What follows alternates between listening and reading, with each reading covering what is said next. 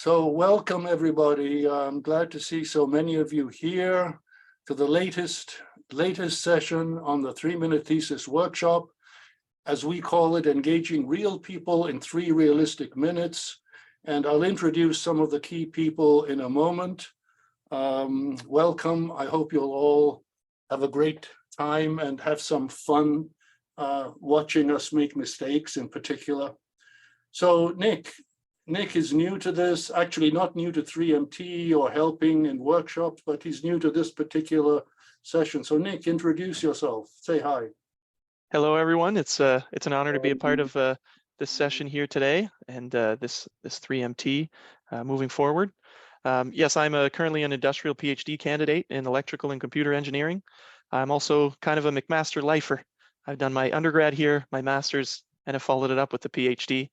I've worked a lot with Dr. Bandler and a lot of other faculty members. With these competitions like this, I look forward to coaching all of you and getting to know your research. And yeah, I'm looking forward to getting to meet everybody. Good, great. Thanks, Nick. Looking forward to working with you. And Megan is able to join us for a while until she has a TA meeting to go to. So Megan, introduce yourself. Yes, thank you very much, John. So hi, everyone. My name's Megan. I'm a PhD student in the Medical Sciences program here at McMaster. Just like Nick said, I'm also a McMaster lifer. I've done my undergraduate, master's, and now PhD at McMaster. And I have a passion for presentations and public speaking. And I've worked quite a bit with John on a few endeavors. So we first met when I was a competitor in the McMaster 3-minute thesis competition. I also worked with John on the GradFlix competition that I entered at McMaster last year. And I've also been a volunteer assistant to the director for a theatrical production that John put on that ended up being an online film due to the restrictions of the pandemic. So yeah, I'm excited to be here today and meet you all and see what you have to share. Great. Thanks, Megan, for being here. And our overseas guest is Mahmoud Wagih, who has worked with us before. Mahmoud, are you there? I am here. Hi, John. Hi, everyone. My name is Mahmoud Wagih. I'm from the University of Glasgow in the UK. And as with Megan and Nick, I've been in many 3MT and 3-minute thesis competition and quite like research communication and public engagement. Worked a lot with John before at some of these events, but I've also had the pleasure to be coached by him during the IEEE Microwave Week 3-minute thesis competition, and look forward to meeting you today. Good, thanks, Mahmoud. And the highlight of the event will be a video of his that we will be playing and analyzing and getting his own take on it, and his own take on it a couple of years later. What would he have done differently, if anything, etc. So welcome, Mahmoud, once again. So before mentioning the other guests that we have, let me make a suggestion for best viewing. You as audience members can hide the non-video participants so that you don't see a forest of non-video participants. And you can, in gallery view, side-by-side mode, you can scale the windows to be as large or small as you like. You don't have to see a big slide with a small person. You can see a big person and a little slide. So that's up to you as a viewer to be able to do.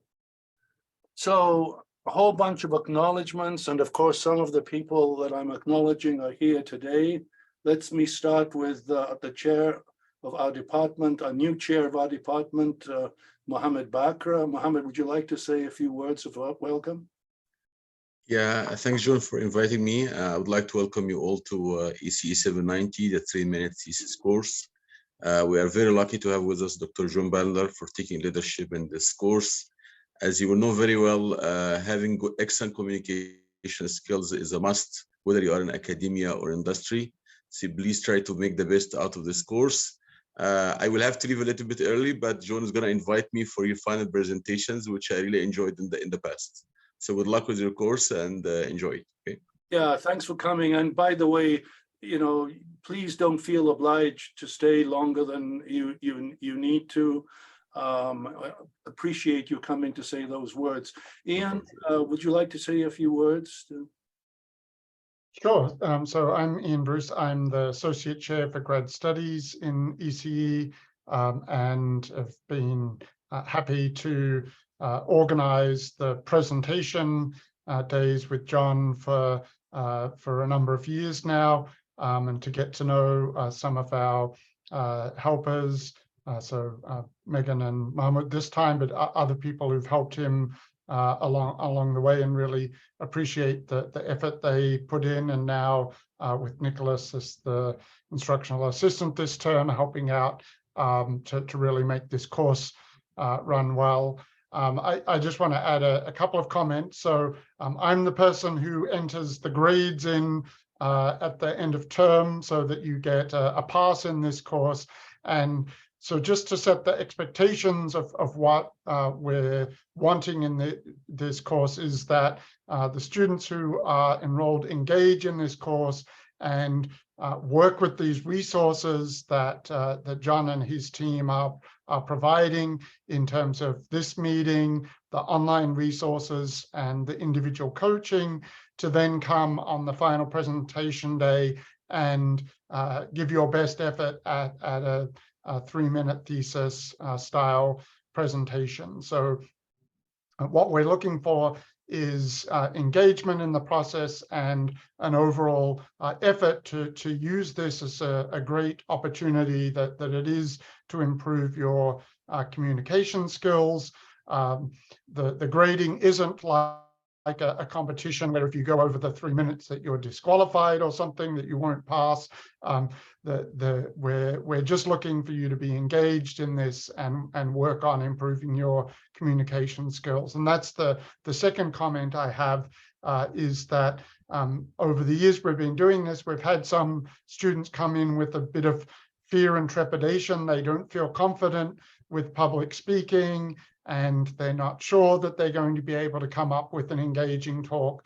And it's been remarkable, not just the confidence that students have gained by being involved in this process and getting the coaching and how good their final presentations are, but I've also seen with my own graduate students who've done the ECE 790 or students from other labs, that I've then subsequently seen technical presentations from them, presentations at their supervisory committee meetings, presentations that they're giving in their comprehensive exam for PhD students, that overall the skills that you gain in this course translate to these other types of presentations that are for a more general audience, but also for very technical presentations. Overall, the skills that you learn are very translatable, very applicable to a wide range of talks. And again, a lot of it is developing the confidence to speak and to speak well to whatever audience you're speaking to. So so thanks again to the leadership, and thanks to all of the students for showing up. And I hope that you have a great time here and make the most of it. And like Dr. Bakr, I look forward to seeing your final presentations at the end of the term. Thanks so much, Ian, for your words of encouragement. Really very much appreciated. Tim Davidson, are you online? Would you like to say? Yeah, I am here. I just like to echo Dr. Bruce's outline here. This is just a wonderful opportunity to transform yourself. The transformations that we have seen in the past under the guidance of Dr. Bandler and other people who've been involved, particularly Mahmoud and Megan and others, just really remarkable, where people have come from really nervous speakers to people who are confident, who really will create opportunities for themselves in future job interviews and other settings, that they're just completely different people. And I think it's a wonderful opportunity for all of you to take this to heart and have the opportunity to transform yourselves. And it's a lifetime's worth of benefit that'll come from this. And I'd also like to just in particular, I'd like to thank Megan and Mahmoud for their long-term service to this endeavor, even though it's way outside their job descriptions. I think that speaks to the value that they have found in this. And if I can embarrass Mahmoud, congratulations on your new position. I hope that the skills you learned here made your job interview for that position a little bit easier. Yeah, thanks so much, Tim. That's great words. I think we can close the meeting now. Everything has been said. Thanks so much. That's really, really encouraging. Let me see if I can get my cursor back again into action. There we are. Yeah, so this is the agenda. Again, guests, administrators, and so on, please don't feel obliged to stay. If it interests you, please do. But obviously your words are really welcome, and please don't feel you have to go. As a matter of interest, at the risk of embarrassing them, there may be one or two valedictorians online as well that I suggested come to listen to this. The valedictorian speech is another kind of avenue I seem to be finding myself drifting into. Well, okay, so you've been able to read this. We're going to be dealing with Mahmoud's virtual 3MT video. We'll be talking about presentation do's and don'ts. We'll be looking at various issues relating to 3-minute thesis case studies.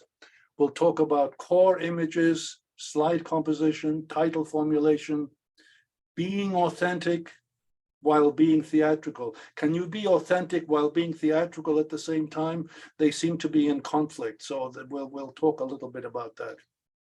And again, please, everybody, don't feel shy, unmute and just ask a question straight out.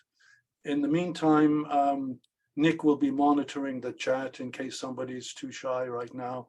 You already heard a little bit about this from Megan. Interestingly, 3 PhD students not in our faculty worked with me on this film last year, and you can find it on YouTube. So it was really quite an amazing experience. And this is the cup. I can hold one up too. I bet, Megan, you don't have your cup with you. Not on my desk today, unfortunately. Oh, okay. Anyway, you can search for it on YouTube. So we'll deal with various things like story, persuasion, citation, subtext, metaphor. There's a whole list of things. We can go on endlessly. Nick, Mahmoud, Megan, what jumps out at you from this list? If I can hop in first, I think honestly, one of the main things I think you should all do as well is really kind of take this slide in and try and look at each and every single one of those words, because they are all incredibly important when you're trying to communicate your message and what you want out of this 3MT, for example, but what you want out of communication in general in the end. But I will say one of the main things that pops up for me is the word story. You have to be a really good storyteller, especially when it comes to your research. And that's how you get people to buy into your ideas and buy into your research, which is going to be, which is realistically just a crucial skill to have, as Dr. Davidson, as Dr. Bruce had mentioned, not even just in this 3MT context, but when you're going for a job interview, when you're going to write grants, when you're going in front of a panel for industry or for academia, having people buy into your story is absolutely crucial. And that's one of the main mandates that we're going to try and teach here in these workshops and along the course. And thanks so much. Stories, so that jumped out at him. So Mahmoud, what jumps out at you? I see two keywords I've not paid too much attention to in the past, and I think those are persuasion and bias. And I think they're very linked to each other. So on the point of bias, with a 3-minute thesis competition, or maybe the opening few lines in an interview, you've got about 30 seconds or probably less, and I think John has got a slide about that later, to make your first impression. At that point, your audience might have already lost interest. And if you're giving a talk in a big open room full of people, they will start looking at their phones by that point. Or if it's on Zoom, they will probably move into the other window and just get back to the work. What was that you said? What was that? Sorry. Okay. No, just kidding.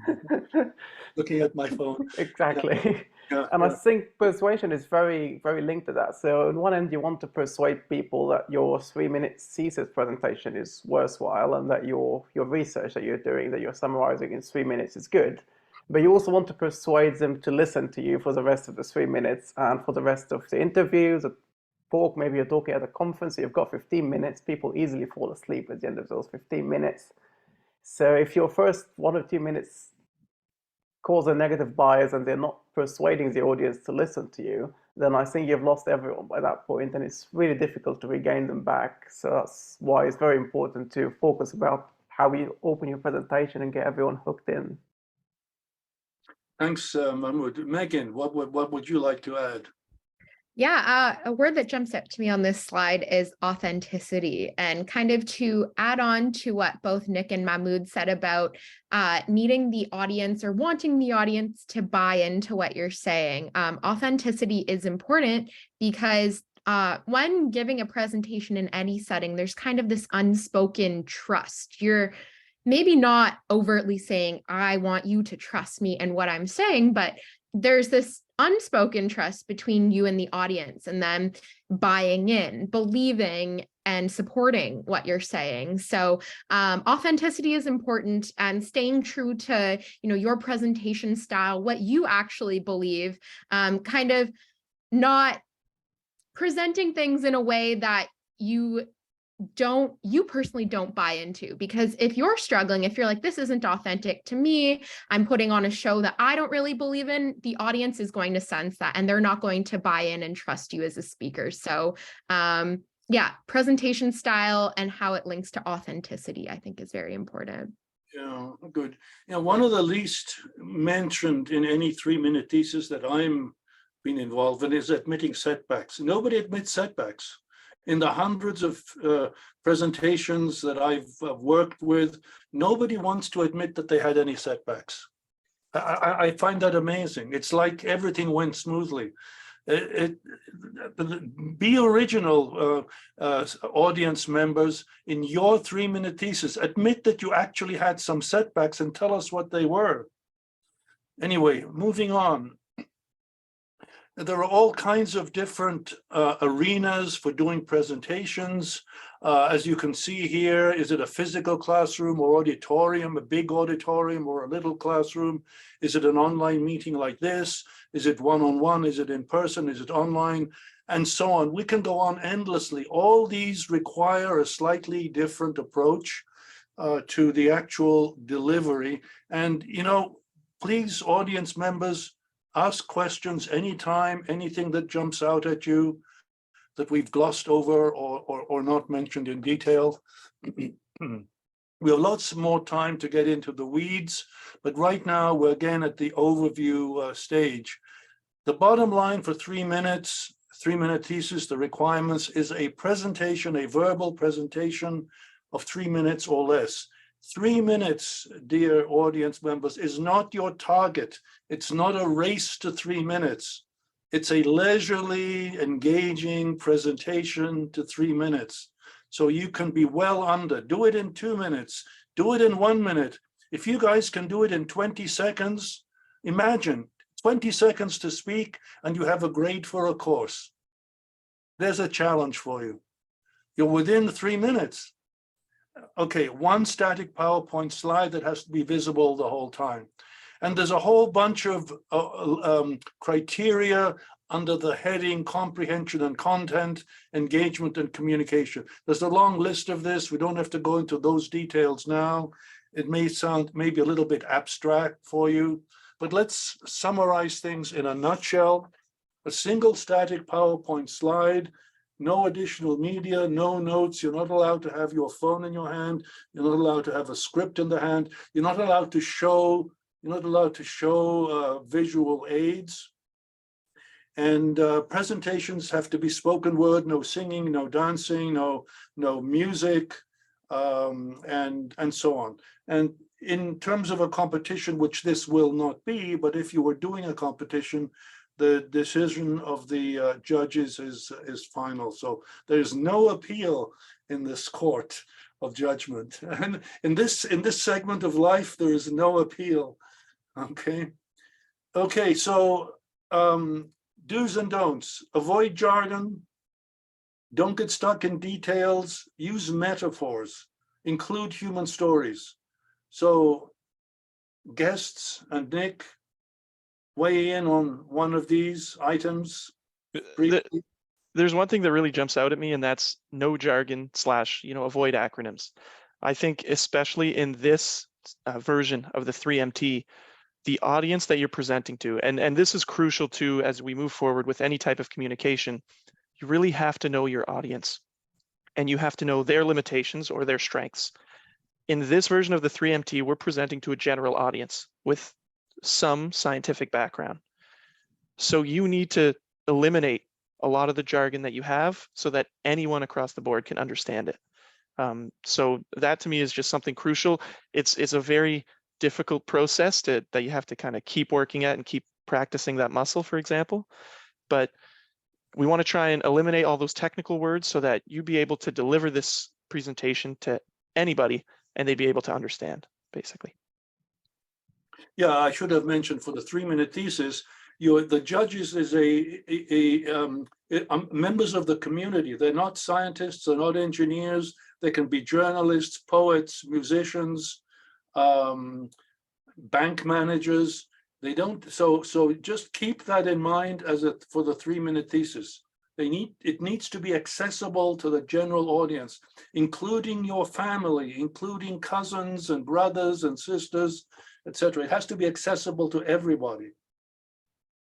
Mahmoud, what are your thoughts? I like the point of giving the audience tangible takeaways. So 3 minutes might sound like, or 3 minutes limit might sound like a short period, but if there's too much information in the 3 minutes, the audience might get lost and they wouldn't remember the key points. So in order to give the audience those tangible takeaways, maybe think about the key most important line in your research that you want your audience to remember, and try and repeat that maybe once, twice, 3 times throughout your 3-minute presentation, not in identical words, but in a way that gets the audience to remember maybe 1 or 2 keywords, something that is slightly technical, but certainly not deep in jargon or technical acronyms, but so as the audience said, by the end of the presentation, they feel that they have at least picked up one thing that they can take away and talk to other people about and say, oh, today I've learned that X happened when I do it in a certain way, and so on. Great, wonderful. Megan, what about you?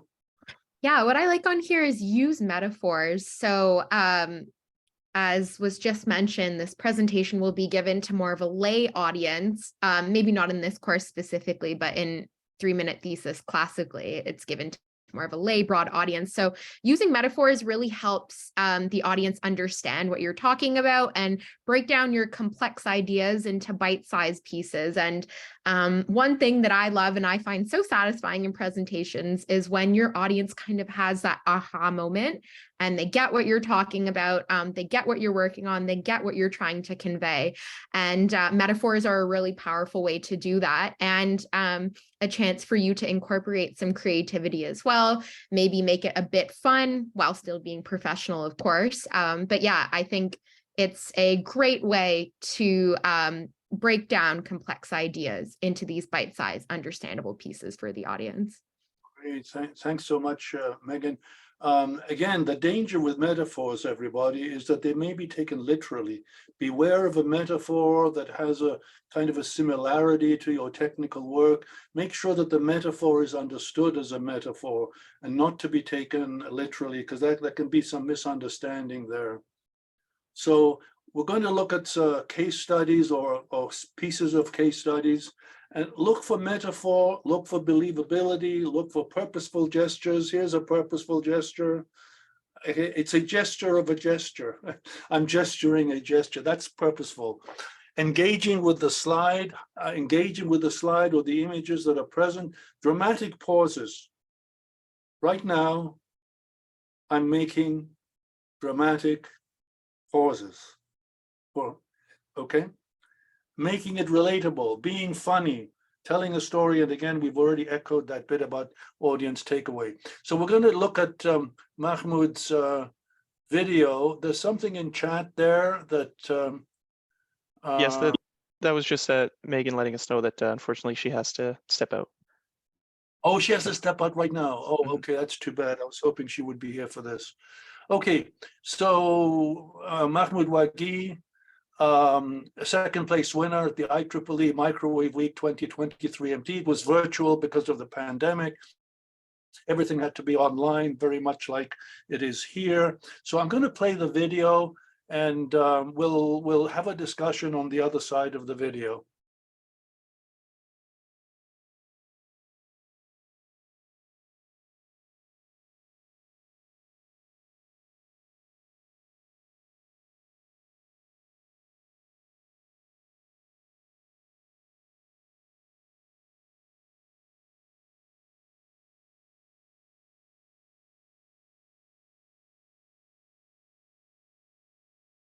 Imagine if all rain was wasted. That doesn't sound right. Thankfully, this doesn't really happen to rain, but the same happens right now to power. Wireless networks, 5G, even Wi-Fi, waste power, and our electronics are thirsty for power. You don't hear anyone saying, I'm satisfied with my battery life. Because we dream of a sustainable, connected world. A world where you don't have to charge and replace batteries every single day. Imagine charging hundreds of batteries. Think about their disposal, the waste, and our planet. This is not the connected world we want. My name is Mahmoud Wagih, and my research brings recycling to rescue. And no, not household recycling. I recycle power, power from radio waves. When you make a phone call, power is scattered as radio waves. I design antennas that collect radio waves and convert them into power. Clean DC power. Isn't free power great? But if power is really around us, why is no one using it? The power is thousands of times smaller than what your phone consumes. And I have tuned my antennas to absorb very small signals. My solution to collect more power is inspired by rain. Filling a glass from raindrops doesn't sound very significant.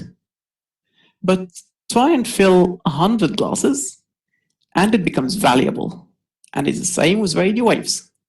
Okay, I know radio waves don't fall out of clouds, but radio waves do spread in a similar way to clouds and rain. So, if you think of antennas as glasses, more antennas equals more power, but only if we combine the power from many antennas. Here's a problem. Large antenna arrays are bulky and expensive. My antennas are flexible, light, and cheap. My next step is to fit my antennas into wearable fabrics, creating large area, low-cost radio power collectors. So your very own t-shirt can substitute for a battery. I also make my antennas more dynamic to recycle small and large signals simultaneously. My goal is to get you to forget about your batteries. But please, don't forget your umbrellas. Thank you.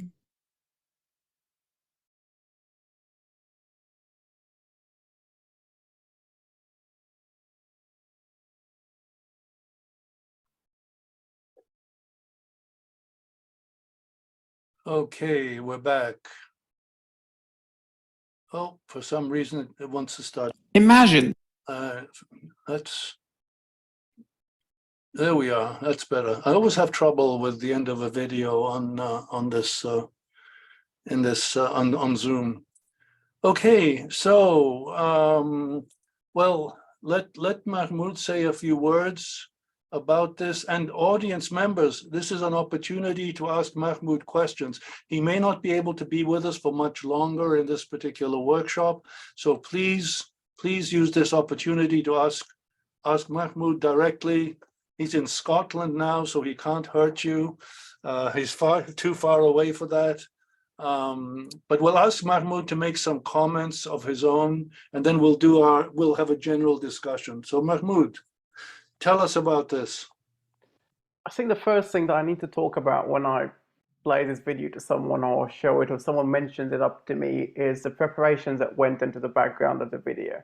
So you might be watching those 3 minutes and saying that I can deliver this presentation now at any time with so much confidence, but in fact, I think it was somewhere between 10 and 20 hours of practice that went into making this video and trying to get it into this form. And even then, there was one word that I got wrong in that video. I'm not sure if some of you have picked it up. Maybe if you want to go back and watch it again, you might find where I bluffed into that delivery of the presentation. But the point is, it really comes in with practice and also iterations. So it might sound like it started with a research idea, but it did start with the slides. So I delivered the same 3-minute thesis before in a departmental competition, and I had a different storyline to that, where I started with a script and then had a slide in the end. And then when I was preparing for this one, I thought maybe I should start with the slides this time, and I started with a picture.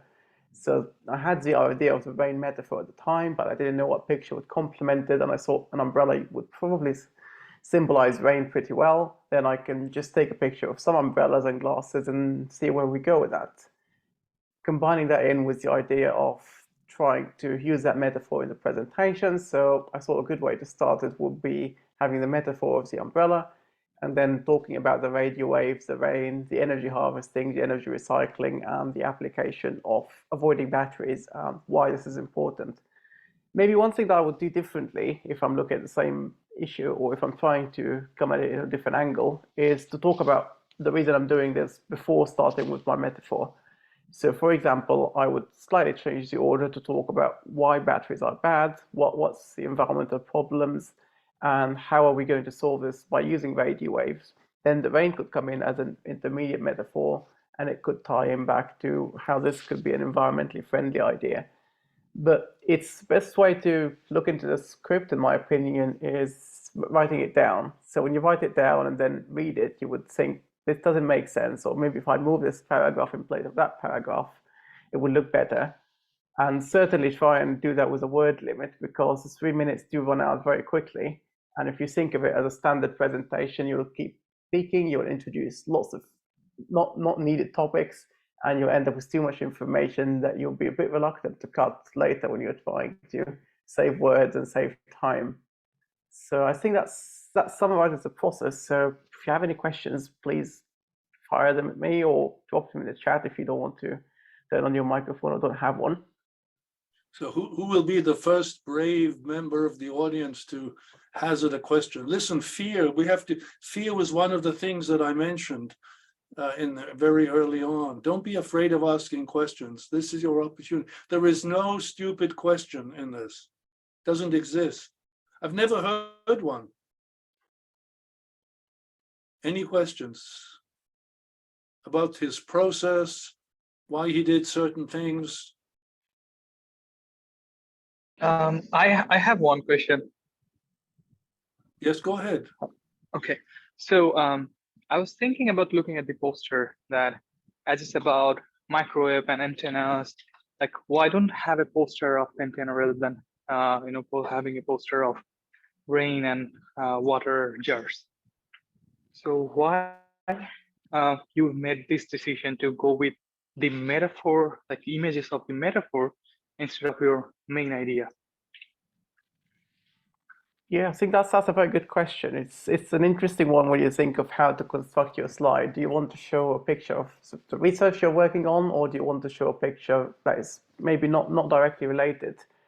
In this case, I went with the metaphor because I realized I was going to be talking about the antennas, the microwaves, the energy for a large portion of my 3 minutes.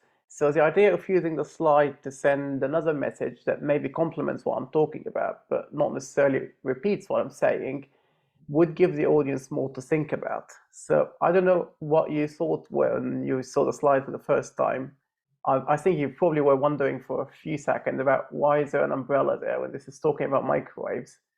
And it kind of ties in with how the presentation started by talking about rain being wasted, which is kind of an abstraction that wouldn't really make sense in the context of engineering, and this being particularly presented in a microwave conference where everyone was talking about antennas, electromagnetics, and other types of engineering. So that's the angle that I came at it from. I'm not sure if we have the slide, Daniel's slide later in the presentation today, Yeah, which did. Yeah. yeah, which does combine both the physical antennas and hardware being used in the research with the metaphor. So I kind of had that actually hiding in my slide, but maybe the antennas were very small to be noticed, which was kind of the point in this slide, is that they're supposed to be hiding in the environment, and that was the element in the picture, is that it should be invisible and it should be pervasive. We don't notice it. It's very interesting to me because it was like an attention getter. That okay, I was thinking what's going on, but from the other perspective, I was thinking, okay, as you have only one slide to spare, why don't you have it on your main idea, right? Rather than having a metaphor. So yeah, it worked as an attention getter from my point of view. Thank you very much. You'll hear more about slide preparation and should it be realistic? Should it be a metaphor? You'll hear much more about that later on in this workshop. We'll show lots more examples of slides. So thank you. Let me just mention his opening lines. Notice this looks like a script. This looks like a movie script or a play with stage directions in brackets. Now, I did this myself. Looking at the video. In other words, reverse engineering the video. I came up with this script with these particular stage directions. Both hands raised as in contemplation. He pauses. He's emphatic. If all the rain was wasted. What happens to the rain? Notice he put a pause in between rain and was wasted. And so on. So now I'm not suggesting that you write a script with all these stage directions. That is monumentally difficult, believe me.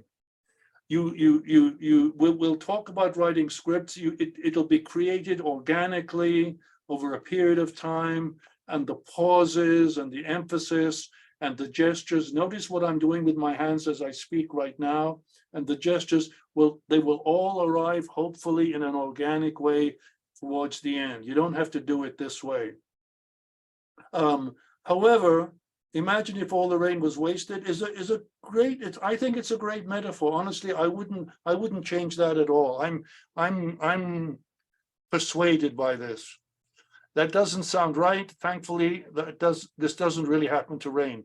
I think to me it's a perfect opening. I don't have any difficulty with this myself at all. We'll get Nick in on this in a moment, but let's look at the closing remarks. And one of the things that you'll notice, by the way, is that as we develop a script, we'll start with an opening. The opening is critical. That was already mentioned earlier in terms of first impressions. And I think who was it who talked about first impressions? Was it Megan or Mahmoud? I don't quite remember. I think it was me. Yeah. But first impressions are super important. How you open is super important. But the way you open should inform the way you close. You're starting a story, you want the story to close. You shouldn't start opening on one story and finish on another story. Doesn't quite close properly. Look how Mahmoud closes this. My goal is to get you to forget about your batteries, but please don't forget your umbrella. So he's coming right back to the rain metaphor. He started with a rain metaphor. He ends with a rain metaphor. And look at all those gestures. Looking upwards as if imploring to the clouds. So, Nick, would you like to weigh in on this a little bit? Right. I just like to add that there's a lot of things to love in this presentation. It's a really good building block on. There's some really good takeaways. I love this deconstructed script. And there's a few things I want to mention, which we'll go over, throughout the workshops and throughout the term here. But some of the key points. One of the main things I love about Mahmoud is his posture. If you take a look at that video again, sitting up really straight, every motion is very deliberate. And why I bring this up is because these little body language cues actually works to convey to the audience that this person is very confident in what they're telling you. And this brings one key subject that I really want to bring to the forefront, when delivering your 3MT is that you need to exude confidence, because that's also going to get the audience to buy into what you're saying. And you should definitely be confident about your research. You know, this is your baby that you've been working on for so long. So posture goes a long way with that. A lot of the gestures, and like Dr. Bandler had mentioned here, a lot of these pauses works such a long way, just even more after the script. It goes a long way with conveying to the audience, you know, what you're trying to package, what you're trying to deliver. And apart from that, that was like my main comment, main takeaway.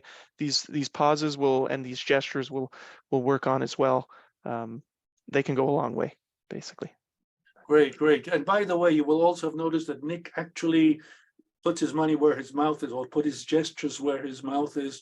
He actually gestures while speaking, and they're visible. Yeah, no, I honestly don't think any gesture that Mahmoud made was kind of in the wrong location or badly placed. I thought all his gestures were good. There was just one thing that bothered me about his presentation, and that is he was looking fixedly at the camera. He never looked at his hands, he never looked at his hands. And not entirely true. He did look up, but I think other than maybe looking up, maybe I may be wrong, Mahmoud, and please correct me, but you were really looking pretty fixedly into the camera, which is where you should be looking. I mean, this is where the audience is, right there as I'm looking now. But now and then you should have, let's say, for example, you're talking about waves. You could have also followed that wave with your gaze. And there's nothing wrong with looking away from the camera. So that was one thing that I might do differently on this particular video. Any comments, Mahmoud, on that? Is that fair? I think it is certainly something that we don't think about too much with the online presentation and the video presentations. Some point you get someone who's completely fixed on the screen, which is certainly what you don't want to be like in your 3-minute thesis, because the audience might think you're reading. But on the other hand, extremely staring into the camera, like maybe what I was doing, is a little bit too artificial from a conversation point of view. Because if you're having a conversation with someone in the room, you're not going to be staring into the same person if it's a one-to-one conversation. And if you're talking at a big theater full of people, you're most likely going to move your eyes across the room rather than, again, talking to one individual member of the audience. So I think that's tricky to do with a webcam. So you have to figure the best way for you to do it. But I think the final point I want to add about this whole 3MT video experience is that if you put in a lot of time into doing it, whether that's for this course or maybe for a later 3MT competition, you will have that video which you have had a lot of people help you put together and help you develop and improve. And you will use it later as a resource when you're doing any other form of presentation, whether that's another 3-minute thesis or a 2-minute pitch or a video or a short interview. You'll go back and look at the format that you have used. You'll look back at the script with maybe the metaphors or the storyline, or how you had the book ending where you start and end with the same thing. And you have that same skeleton that you could build any story on. And you know that it's tried and tested because you've yourself optimized it for 10, 20 hours. And you've had many people who know a lot about presentations help you develop it as well. So was my main take home from this experience, and why I think you should try and put a lot of effort into it, because it will be very rewarding in the long term. And that video or outcome that will come from it will be very useful. And I think that's the main advantage of online presentations compared to the ones in person live without recording. Yeah, right. I personally believe in recording everything. And again, dear audience members, we will be recording your presentations, and hopefully they'll be good, and hopefully they can be part of your portfolio.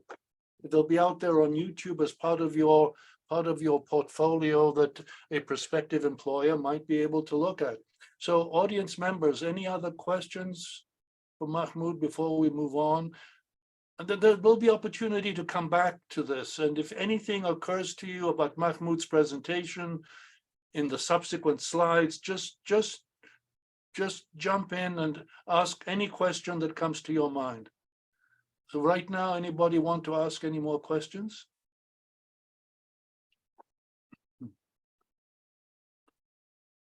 Okay, so,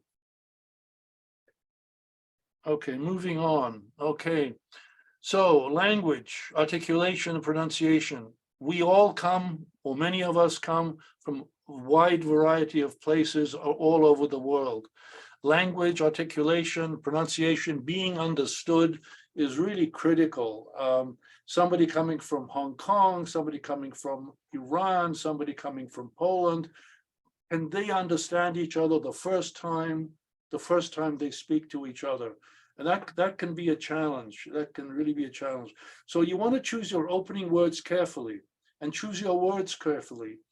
First of all, the opening is super important as a first impression, but it also allows the audience to tune their ears to the way you say certain things. Use simple words at the beginning that are easily understood so that the audience can gradually tune their way, they're listening to the way that you're making, using words, using grammar, and so on. Choose your metaphors carefully, speak slowly, speak more slowly than you would in your regular animated life. And we'll come back to that. Be redundant. I think that idea was mentioned earlier. I think Megan mentioned, or one of you mentioned, that to repeat things that, I think it was Mahmoud who talked about repeating things. Don't be afraid of repetition, because the audience does not have a script. The audience is not following a script. The audience can't sort of stop you and jump back and rewind you to kind of say, what did you just say? They have to get it all in real time as you're going along. So repetition of sentences, of words, keywords are really, really important. Important. I've just repeated the word important. Okay, so and it doesn't sound out of place. It really does not sound out of place. It's not out of place, the repetition. Okay. So repeat troublesome or unexpected or important words, things you want people to remember that are troublesome to remember. It could be your name, it could be an instrument, it could be a technical piece of phrase that is unavoidably has to be mentioned. Get your grammar checked by someone who's better at English than you are, and do practice with non-native English speakers. In other words, find a non-native English speaker and do your presentation to that person and ask them, did you understand what I just said? If you find you have to explain what you said, then you failed. Don't be ill-prepared, don't rush, don't run out of time, don't speak in a monotone, vary the tone of your voice. Don't seem distant, don't swallow words at the end of sentences, a very common mistake. People start low in a sentence, they reach a crescendo in the middle, and they tail off at the end. They start very low, reach a crescendo in the middle, and tail off at the end. It's a kind of a rhythm that unfortunately happens a lot, even to professionals sometimes. But you need to make all ends of the sentence work. The beginning of the sentence, the middle of the sentence, the end of the sentence, they all have to work. So there is what I call extreme jargon, misunderstood words, and general usage. But really, are any of those words truly understood? Are any of these words truly understood by a general audience? Does every member of your family, from grandchild to great-grandparent, understand all these words? Now, they may have heard some of the words before, but do they really understand them? And do they understand them in your context? And if you absolutely need to use these, use them in a context that makes it easy to understand. The context is everything. People have heard of Bluetooth, but if you use Bluetooth out of context in a way that expects somebody to know what it really is technically, then you fail. But if you use Bluetooth in a colloquial manner, then it may help. It's the context that matters. Nick and Mahmoud, can you help me on some of these? Yeah, I love this slide, especially for ECE students, because the extreme jargon that you see there are often, built in to the fabric of our research itself. But it's very hard to integrate them in a 3-minute span, especially when you're talking to a general audience. Exactly like Dr. Bandler said, if you do want to include some of these words, they have to be a focal point of your presentation. And it's very hard to integrate that again within 3 minutes. So my biggest piece of advice is try and take a step back from those extreme jargon words, bring it back to these terms that are easily understood by everyone. But I think these are just really great examples because they fit the ECE domain that a lot of us might use every day. But again, always consider your audience. We're talking to a general audience. You have to know where they're coming from so that they are able to understand your 3MT. Right. Mahmoud, any thoughts on Yeah, that? I think avoiding jargon is certainly key, but let's say your PhD research is about quantum computing, then it's very, very unrealistic to ask you to spend the 3 minutes of your presentation without mentioning the word quantum. Yeah. So in that case, I would say the key thing is to repeat the word a few times so that the audience who have never seen it written down before at least know how to pronounce it, although we're starting to see the word quantum more frequently now, so maybe it's not the best example. But more importantly, define it after the first time you explain it in a very clear way and take it back to the general usage words so that everyone knows what you're talking about. And also after you do that, when you mention it again, maybe include a short explanation into the sentence the second time you mention it, because if the audience missed it once, you don't want them to miss every other instance of that word being repeated and misunderstand your whole presentation. I came across one website, which unfortunately I don't remember and do not have a link for, which rates your writing based on the vocabulary you're using and the age of the person required to understand that vocabulary. So I think if you Google something along those vague lines of age, vocabulary, words, writing, website, you might find it. But what it does is it will basically take those extreme jargon and potentially some of the misunderstood words, highlights it for you and tell them that for someone to understand these words, they probably need to be at university level in a certain subject. And it will tell you that the other words are easily understood by a 7-year-old person. So that will give you a good indicator of what words are okay to use and what are not, if the extreme jargon is already deeply hardwired in your brain, which it might be if you're an engineer. Right. Now, the word quantum could be in any of these columns.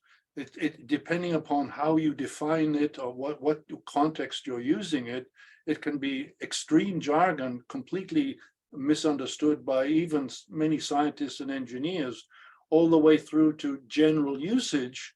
But again, so I think the takeaway from this discussion is if you need to use any of these words, don't assume that people will have a technical understanding of it. Use it in a context that makes it look like it's a label or a name. It is part of the project that you're doing. Nobody expects anybody to explain what does Wagih mean, what does Simard mean, what does Bandler mean. Nobody asks you that. They take those names as given. They don't ask questions. So if you use these words in the form of labels or names of something, then you can get away with it. For example, Daniel Tajik's famous 3-minute thesis presentation talks about microwave holography. The word holography is in a similar kind of technical jargon, but he uses it in the context of not assuming that the audience will understand what he's saying. It's in the form of a name. Just as he says, my name is Daniel Tajik, or my name is John Bandler. My project is about microwave holography. But the subtext is, don't worry about microwave holography, but this is what I think it can do. Just remember the phrase, and this is what I'd like it to do. So let's move on to slide preparation. Keep slides simple and develop your slide first. There was a question earlier about the slide, but its relationship to the talk. I would strongly recommend that you start off agonizing about the slide. The slide could be your main metaphor. It's something that's going to be visible for the entire time. And one of the things that you want to do is to create some air of mystery. Think of your slide as telling one story, and you telling another story, and at some point these two stories converge. Daniel Tajik's famous blueberry slide, which again I can spend an hour talking just about this arrangement. That's another story altogether. We can talk about that some other time, but this arrangement itself deserves a lot of attention. However, he's talking about blueberries. What is a blueberry doing in a talk on microwave medical imaging? A blueberry. Well, the blueberry is sitting there in the slide for about a minute or more, maybe about half the talk. He still hasn't addressed the blueberry. So the audience would probably say, what's wrong with this guy? He's got a blueberry. And is this serious? Then it actually turns out that the blueberry is critical to his research. Who would imagine? Okay. So simple slide, he puts a couple of waveguides in the background, more for decoration than anything else. But maybe there's two waveguides, maybe a receiving and a transmitting waveguide, who knows? I've never even asked him that question yet. So sniffing out weapons with microwaves. And by the way, this is a very elegant title, but he's talking about weapon detection.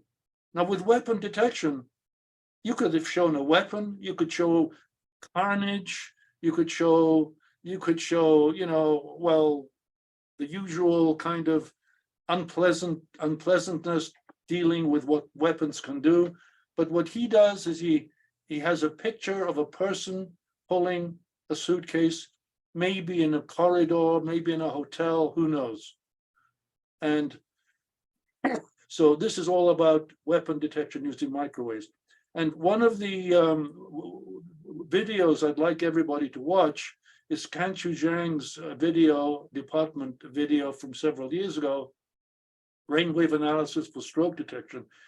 She has two pieces of paper. She draws a straight line on both. She crumples one up. She kind of crumples the other, but then smooths it over. And she took this particular picture herself. A personally taken picture is worth more than anything you can pull out of the internet. Something personal, something that belongs to you, something that you can label, like the umbrella and the rain and the blueberries on a bench and the suitcase, the crumpled piece of paper, etc. And there is Mahmoud Wagih's slide again. Now, anybody have any questions about slides? Yeah. Excuse me, Dr. Bandler, can you hear me? Yeah, I can hear you. Yeah, so I saw all four slides. The pictures within the slides are taken by the presenters themselves. Does that mean it will be ideal for us to take pictures ourselves instead of finding pictures online? Like, yeah.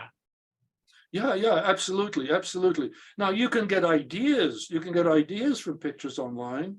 But, you know, when you get an idea from a picture online, see if you can personalize it. See if you can take it away and do something personal. Yeah, go ahead, Nick.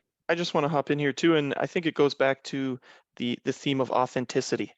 When you have something that you've personally created, it really goes a long way to say, to link that, you know, authentic component to what you're speaking, compared to kind of this broad brushed thing that you'd get off the internet, basically. I will say it's not a complete requirement, but what we see with a lot of successful 3MTs is that they have taken a picture themselves because it's so baked into their entire project and it works really well and it's so personal that, again, the audience starts buying into that story because on so many levels they're like, wow, they are really tied to their research, they are all in, and you know what, they're convincing me to be all in on their research as well.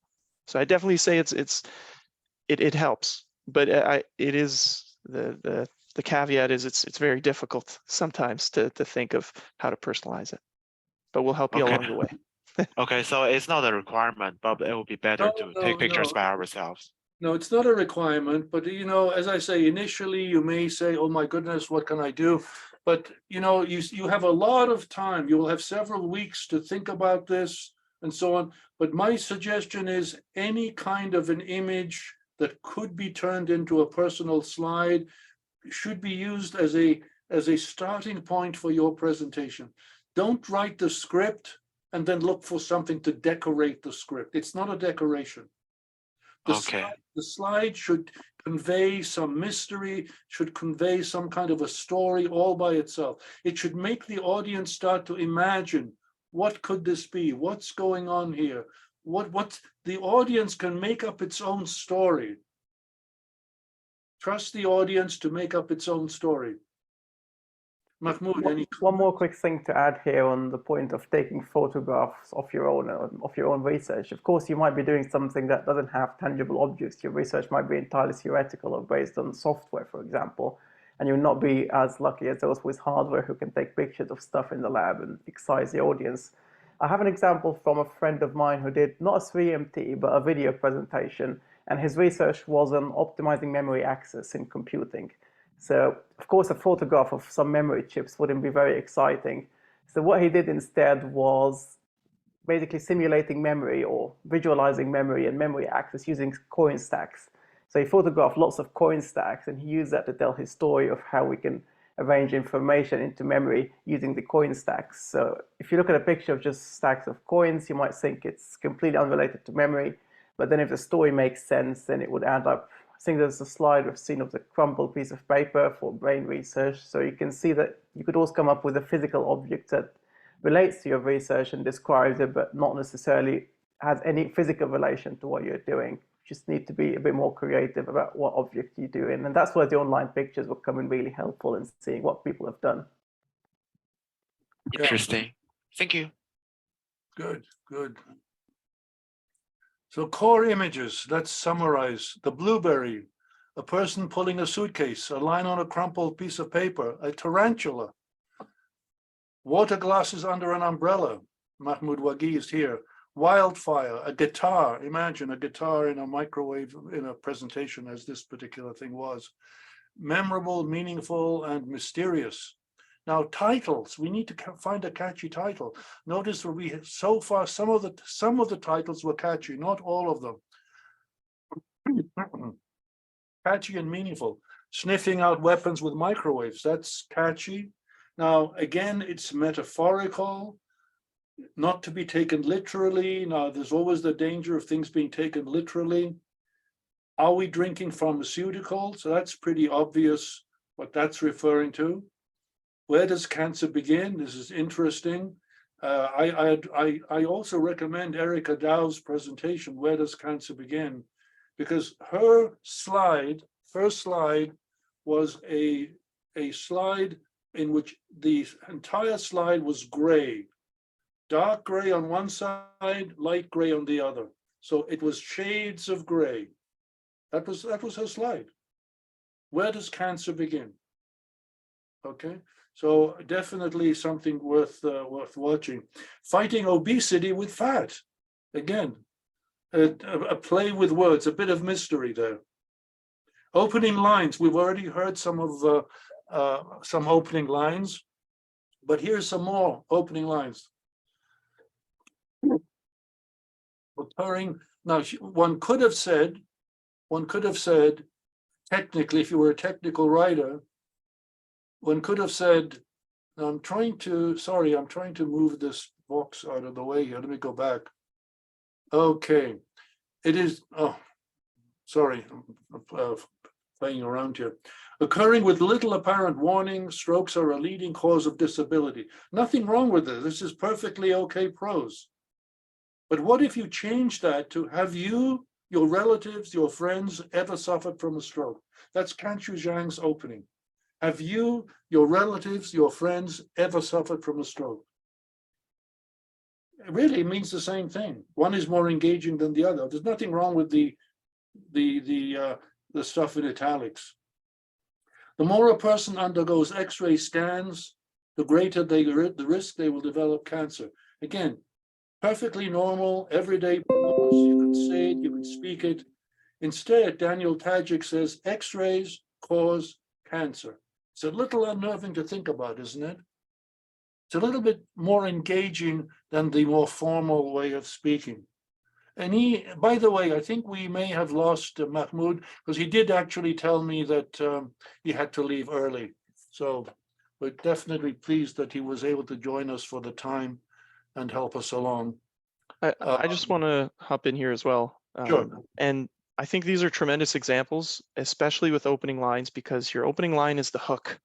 It's what's going to reel your audience in, and it has to be attention grabbing, because like we had mentioned, first impressions are so very important. This is going to be a really good chance to use your first impression and reel your audience in. So I think these are just tremendous little examples of how you can have your idea, such as the more a person undergoes X-ray scans, the greater the risk they develop cancer, but then you can formulate it into this somewhat dramatic and catching passage that says X-rays cause cancer. So I think definitely working on your opening lines is going to be is where you're going to spend a bulk of your time, especially at the start, because you really want to get people engaged in what your research is all about. Right. By the way, the stuff in italics is something I created myself. I kind of reverse engineered the actual lines of the candidate and came up with some kind of prose that is meaningful, sort of equally meaningful. Again, there's Mahmoud Wagih's opening line. It is not only hard to contemplate the complete wastage of every drop of precipitation that impacts the Earth's surface, it is also implausible. Nothing wrong with that sentence. It's just a wordy sentence. It's kind of boring. Imagine if all the rain was wasted. That doesn't sound right. I mean, isn't that more engaging? And here's another one. What made it to the headlines as our turbulent year 2020 opened was not the viral pandemic now widely known as COVID-19. Instead, Jay Sheth, in his presentation, recalled January 2020. What was the biggest news? It wasn't coronavirus. It's a different kind of opening. And of course, when you open in a certain way, you want to close in a way that brings your story full circle. Again, there is Mahmoud Wagih's opening, there is his closing. We've dealt with that already. He starts off with rain and umbrellas, and he ends with batteries, rain, and umbrellas. So he brought the batteries in along the way, somewhere in the middle. Okay, it's all about the details. Now, we're getting into the weeds here now, and technical issues, technical limitations, physical limitations, wrong assumptions. Now, when we're doing something online, there's the internet bandwidth, camera resolution, microphone quality, the presence or absence of a virtual background. Does it make you more believable or authentic if you have a virtual background?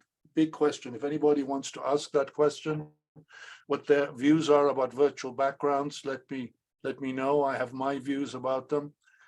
And we'll just pick out a few little things here to talk about. I would strongly recommend 120 words per minute maximum, 110 for a virtual presentation. Honestly, unless you're an incredibly experienced professional speaker and have crystal clear articulation and a good mic, I would not recommend going any higher than this. Avoid generalities, be specific. X-rays cause cancer, that's specific, right?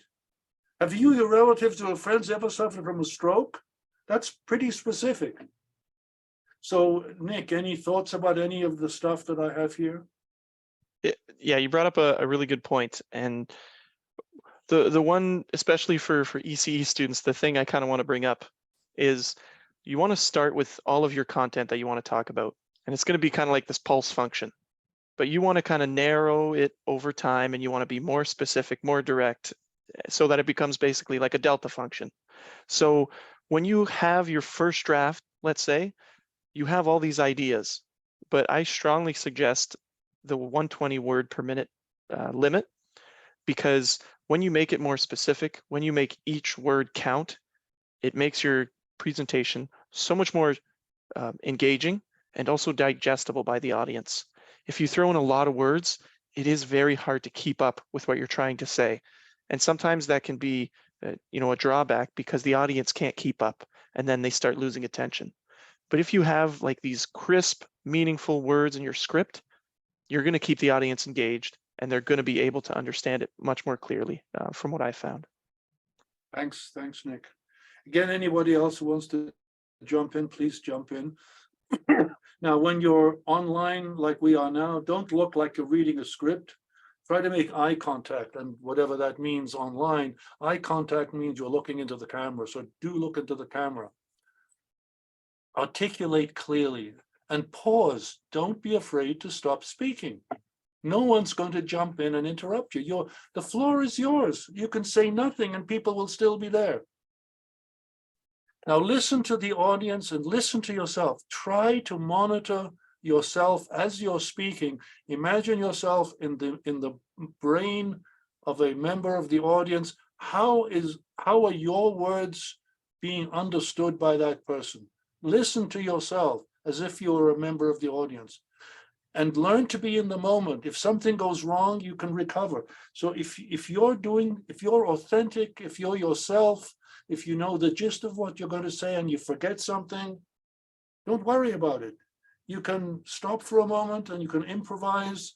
You'll get back onto track soon enough. Dress is important, how you want to be perceived. You want to be seen as informal, authentic, and so dress is important. Let's look at virtual presentations. Again, script redundancies help combat internet and technical issues. Use Bluetooth if you can for freedom of movement. Don't look at the screen like I'm doing right now. I'm looking at the screen, seeing what my words are, but you mustn't do that. This is not a 3-minute presentation. I need to look at my screen to cue myself on what I'm going to say, but you should be looking into the camera, not at the screen. Any thoughts about anything on here that jumps out at you, Nick? Maybe regarding just a few like rehearsal things.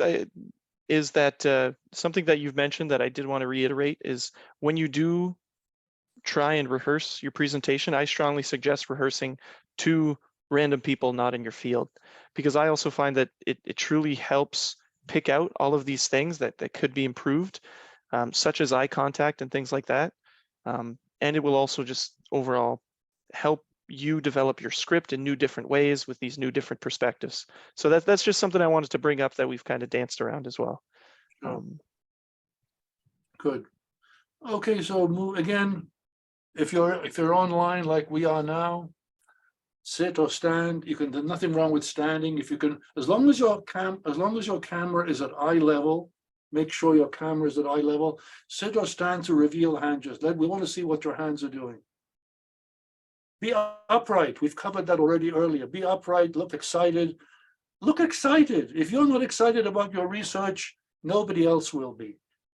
And compose the space. I've composed my space. Nick has decided a blank space behind him is it. Okay, he's composed his space.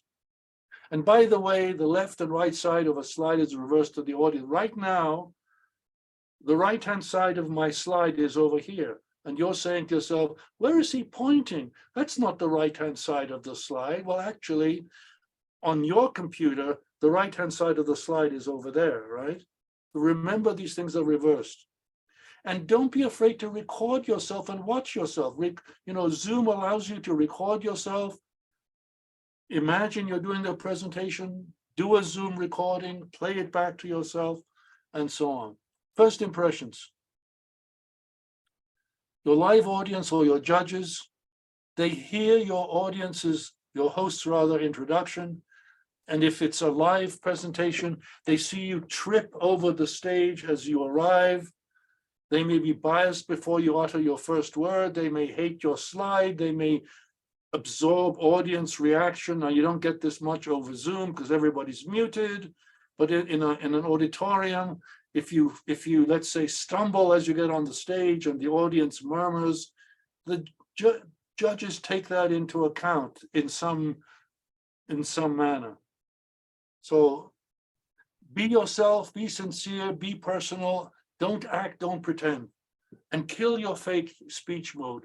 For some strange reason, as soon as you ask somebody to give a speech, they go into something that is similar to what's being delivered in a religious temple.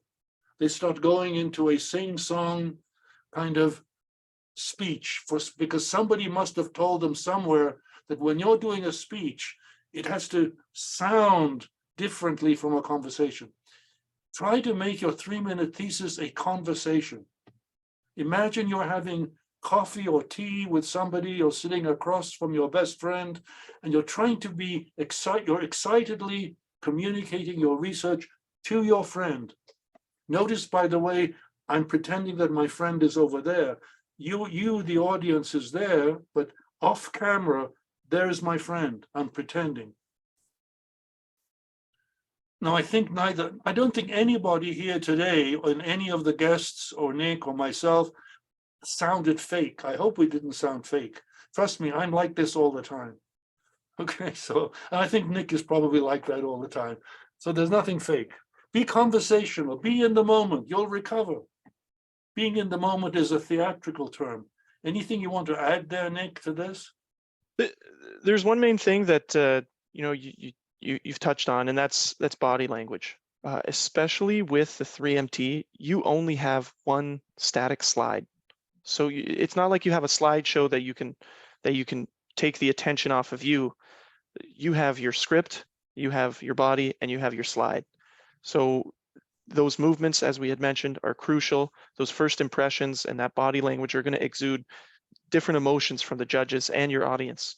So making sure that your body language conveys some confidence or, confusion when you need it to, are going to be key tools that you have to, that when you implement them into your 3MT will boost its quality, basically.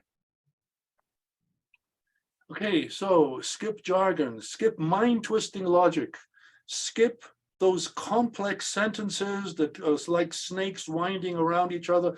Skip long-winded, mind-twisting sentences. Keep them short and punchy. Be direct. Don't, and when you refer back, avoid referring to it. You may present something, repeat a word rather than saying it. And speak as clear, as clean, as crisp as you can. Make sure your name is repeatable. If not, make sure that try to find a way to describe yourself with a name that is somehow repeatable. Be in the moment. Gesture with open hands. Avoid finger pointing. That's one. Now that Mahmoud is off, he did use his finger occasionally to point. Avoid point. This is an angry gesture. Use open hands. There's one thing I wanted to mention before you change slides, and it's kind of a personal story where I was in one of the GradFlix competitions, and I had my father watching, and we were talking afterwards about the presentations and things like that. And he remembered one individual's performance. His name was Calvin. And he was like, "Oh, I really loved the duck guy, Calvin." And Calvin at the time did a really great job in his GradFlix, which is all available online, by the way. I strongly recommend you go look at them. They're about, I think they're 2 minutes each, or less than 2 minutes. But it just goes into making sure that your name and your story is repeatable. Is it on the top of the mind of some people? If you can get a random audience member to remember you as, Calvin the duck guy, I think that's so crucial. It goes into your story, it goes into your name, and it goes into, remembering the content of your story. Absolutely, absolutely. And another thing, by the way, when you're doing an online presentation or interview or anything, don't do this. Don't fidget.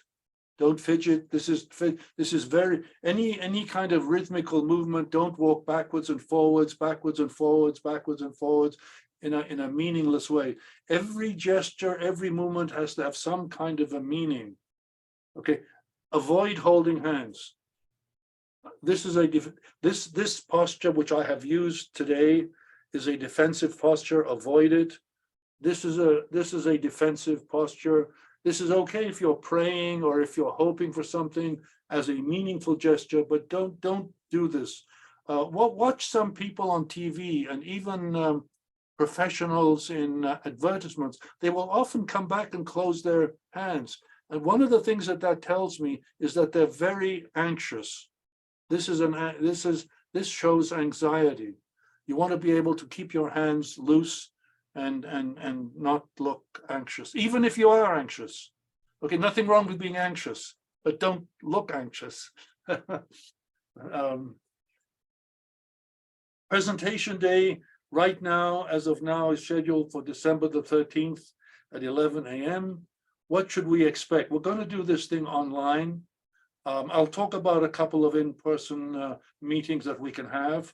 We want to see 4x3 slides. Now, this simulates a 4x3 slide. This is a transition slide between the slides of the presenters. So that is a slide that everybody will see. Your slide, your introductory slide, will look like this. That you'll have the title, will have your name and your affiliation with Department of Electrical and Computer Engineering. So you will be asked to prepare this at some point. And then there'll be your 3-minute thesis slide, 4x3, to be prepared by the speaker. Right now, we're looking at 16:9, but we want a 4x3 slide prepared by you, the speaker. And again, this is the sort of transition slide that happens between presentations. So what we're going to do is we're going to have approximately 2 to 3 Zoom meetings per week. We'll send invitations to everybody. Please share slides and scripts, talk to each other, create little teams if you can. They'll help everybody. You can rehearse, get feedback, and occasionally you can meet one-on-one, but we'll try to meet as a group. I found over the years that group meetings work incredibly well. Everybody supports everybody else, while either Nick or I am critiquing one person, the other person hears the critique, and everybody learns, and everybody's kind of, what is the word, skill set goes up. We'll try to have a couple of in-person meetings, perhaps in room A113 in ITB. And I'd like to have those meetings really only after you've memorized your talks, because I'd like to be able to go beyond what the strict memorization. I want to be able to give you feedback on your actual physical movements and engagement of the audience. So we'll use this as a kind of a rehearsal ground to making sure we've all memorized more or less the script, and then we'll have a couple of meetings in person. Anybody want to ask some questions? Or Nick, you want to jump in on any of this? Yeah, I mean, these in-person meetings, they're mainly to increase the communication skills in person. Yeah. But you have to keep in mind that this entire 3MT will culminate in an online version. Online, yeah, it'll be online. We'll do the online as we've done for the last couple of years. Mm-hmm. And these in-person meetings are mainly to benefit your communication skills outside of the online context. Absolutely, absolutely. Okay, so some final tips here. Keep your slides simple. Have one main image, one core image. Make it mysterious if you can. Avoid jargon and abbreviations. And on your slide, you should avoid words on the slide, except for your name. You can have your name in large font, the title of your presentation, large font. And these are optional. You're not obliged to do any of this. Citations to all sources of the images. All the images that you put into your slide should have citations. So if you're just simply dragging in images off the internet, if you've dragged in 20 images off the internet that are not yours, that somebody else created, I'd like to have 20 citations. I mean, if that is really what you think that you need. Zoom meeting this week. I'd like to meet on Wednesday at 10 a.m., Friday at 2 p.m. Now, these are optional. Not everybody needs to come to every meeting, but we will be keeping attendance, and we'll sort of expect to see that you've attended a sufficient number of these. So try to attend when you can. Come in. If you come in, let's say, half an hour or an hour late, and there's nobody there, that means we've already wound up the meeting. Typically, these meetings may go on for 60 to 90 minutes, depending upon the audience. If it's a very small audience, it'll be a short meeting. If it's a big audience, then we may just go on for a little bit longer. And I think you already know, November the 9th is a deadline and for slides and scripts. Now, these are your initial slides, your initial scripts. You know, from my perspective, the script could be just your opening and closing lines. It should be something that you have committed to script form. Doesn't have to be complete, doesn't have to be exhaustive, it doesn't have to be great. It just has to have a bunch of words that we can start working with. So we'd like to be able to see slides and scripts so that when we meet like this, we can share the slide, share the script, and help you develop those two skills. Any questions on this from anyone?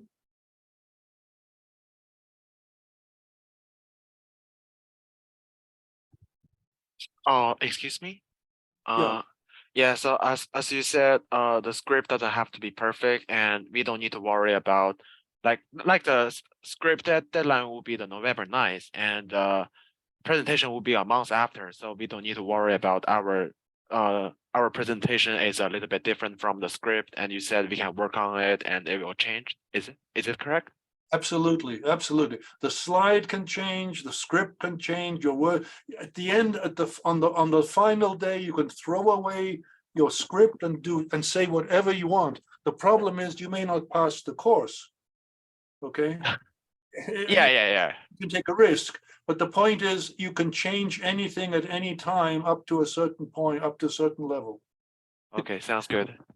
Basically, to just build on that, we want a draft that, Dr. Bandler and I can work off of at that original submission. By no means is that going to be the final product. We just want something on paper that you've worked on that has those opening, closing lines, some things in the body as well that we can all coach with and improve. And so again, we have like a benchmark where we can see your progress from November 9th to the presentation day as well. Okay, sounds good. Thank you. Right, and don't send no PDFs, please. No PDFs.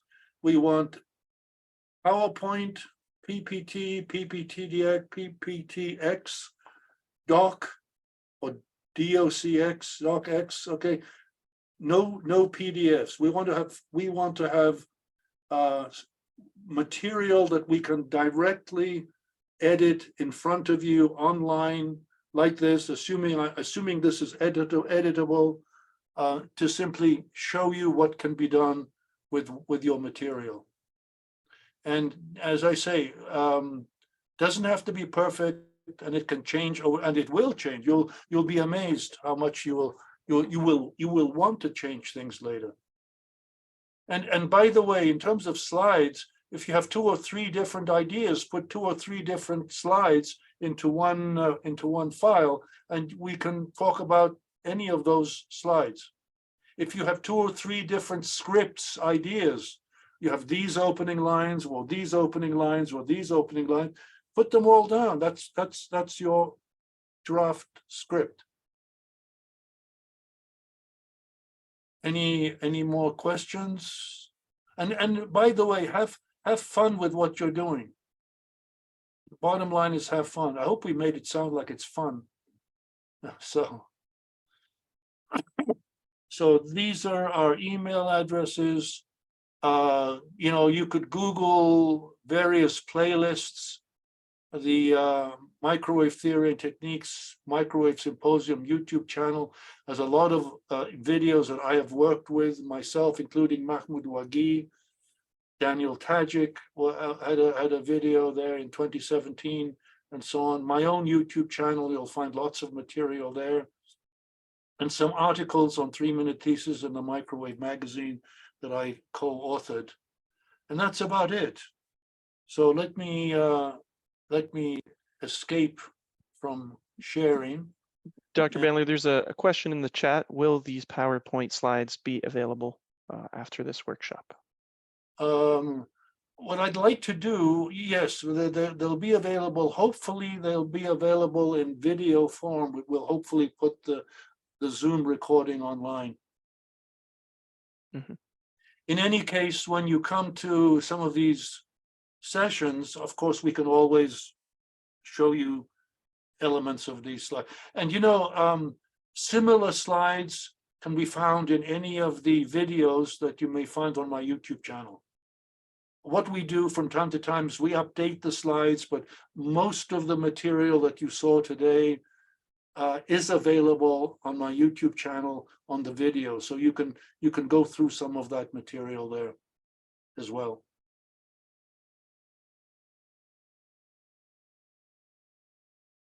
Any other question? Please feel free to ask any question. I noticed that we have one valedictorian online who is still with us, which is nice. I don't know if she is, I won't identify her.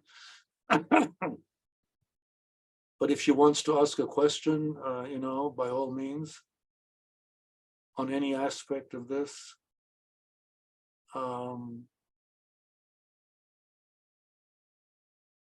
And by the way, when we do meet, I will expect you to show yourself, unmute yourself, and see your video. We won't be able to see you because part of the exercise is what do you do with your hands? How are you framing yourself in the screen?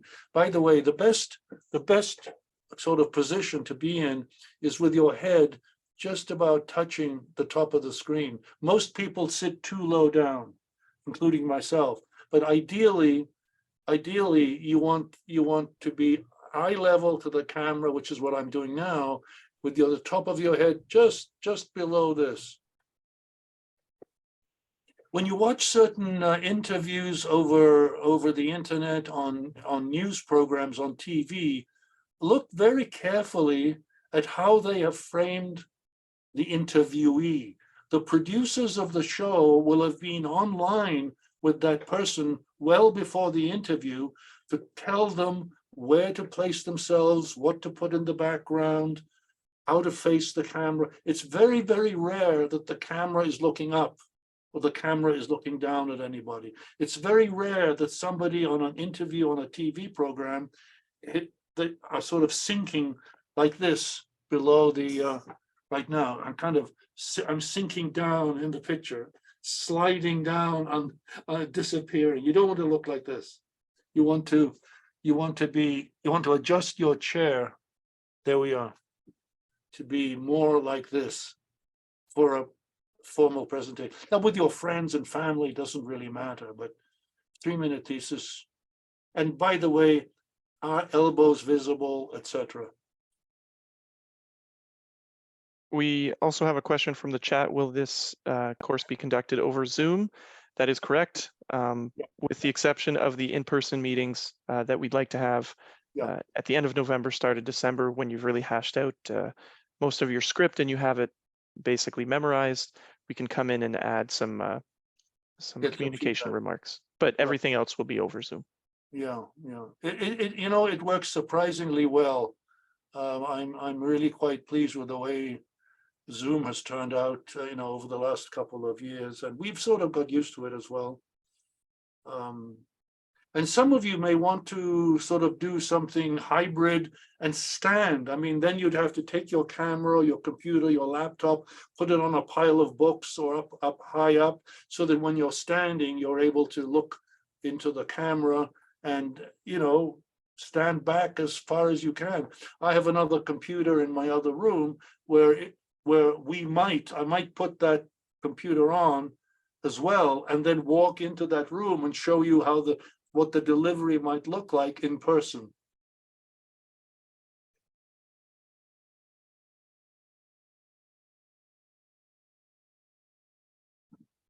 Any other questions? And we can call it a day in a couple of minutes. So let's say we call it a day in 2 minutes. And we're really fortunate to have Nick. Nick is really quite experienced in all aspects of this. So you guys are in for a good time. Well, thank you for the kind words there. Oh, And who online is dreading this? I want to hear from somebody who is dreading this event. And then I ask them why. Anyone? So no one is dreading this at all, which is amazing. So you're all looking forward to this. The biggest problem is we never know before we know. Maybe we will find more problem and feel more dreadful on the way, Right. I guess. Yeah. No, you know, you will amaze yourself. I see progress in real time, literally in real time. When we start giving people the right kind of advice relating to the script, relating to gestures, relating to words. And you'll be amazed. So we can stop recording there, Nick, I think, right now.